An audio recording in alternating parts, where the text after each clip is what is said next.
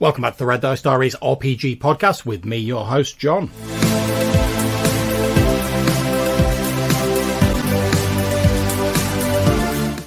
Hope you're all having a great day, and in this episode I'm going to be looking at one of the review books I was sent by the fine people at Lamentations of the Flame Princess. If you're not sure what Lamentations of the Flame Princess is, I believe I did a YouTube video about it a while back. I'll put a link to that in the description.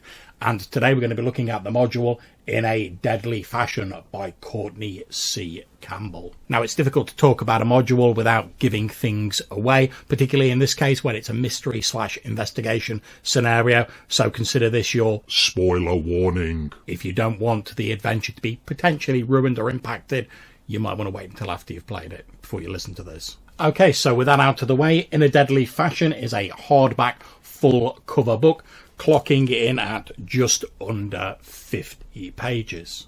The adventure focuses on Miyuchi Carnivo, who is a renowned creator of garments for the rich and wealthy.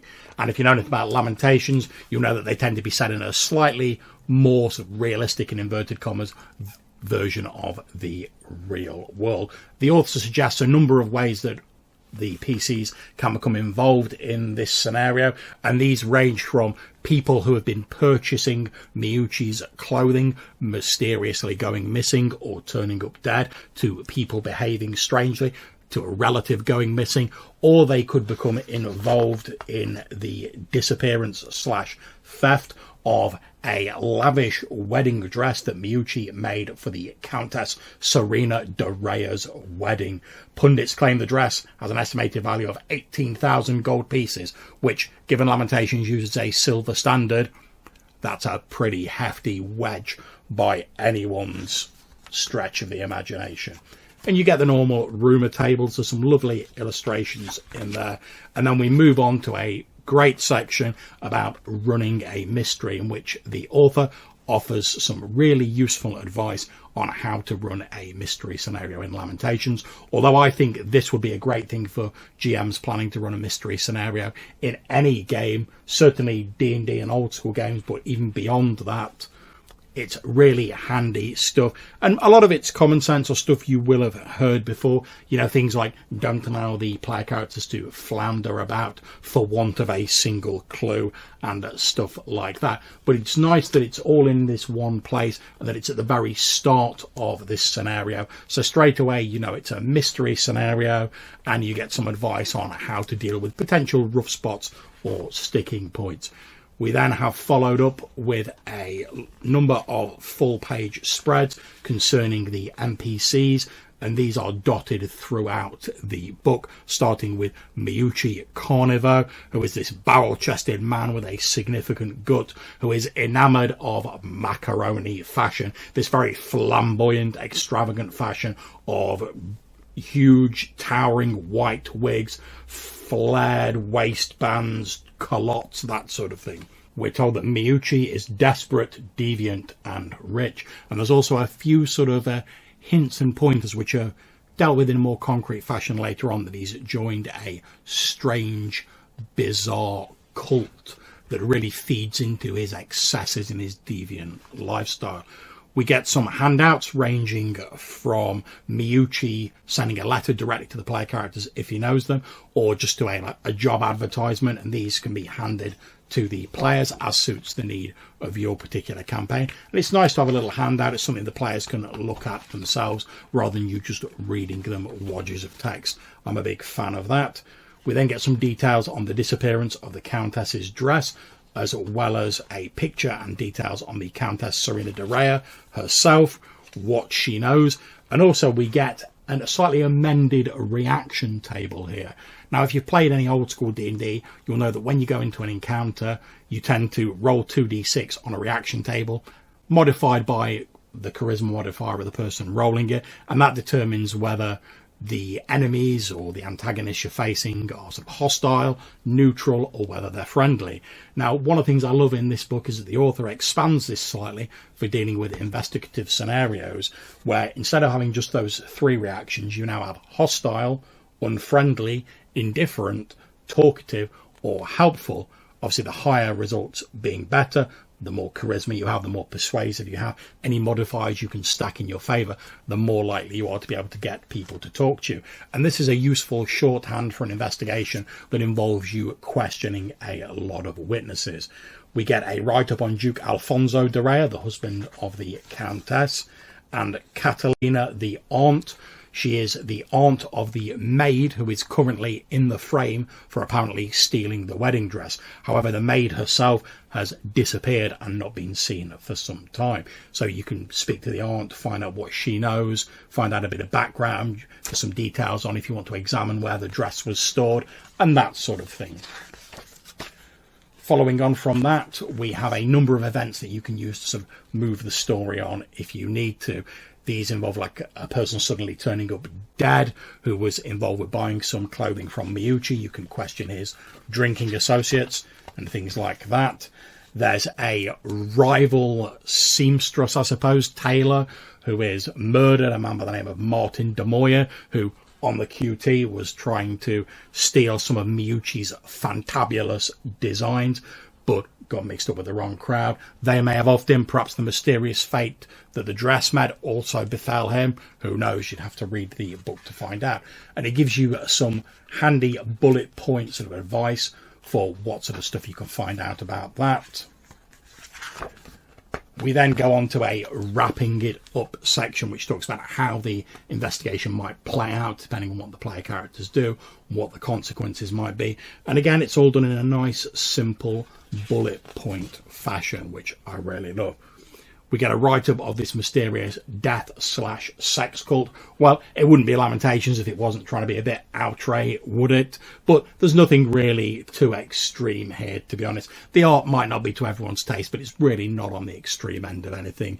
And the writing itself is nothing to be concerned about. And to be honest, if you didn't like that bit of it, you could remove it. But I certainly didn't find anything objectionable in it. After all, strange cults have been a part of sort of D&D for forever, basically. You know, NPCs that were sort of secretly worshippers of some odd creature or who have got into sort of slightly deviant ways. We get a list of locations such as the Miyuchi estate and bullet points on how you can investigate those. And then we get details on the final horror that has been the root cause of all of these problems. And I won't go into it in too much detail because I don't want to spoil it for anyone who hasn't played it. But let's just say that something magical and unexpected has been occurring.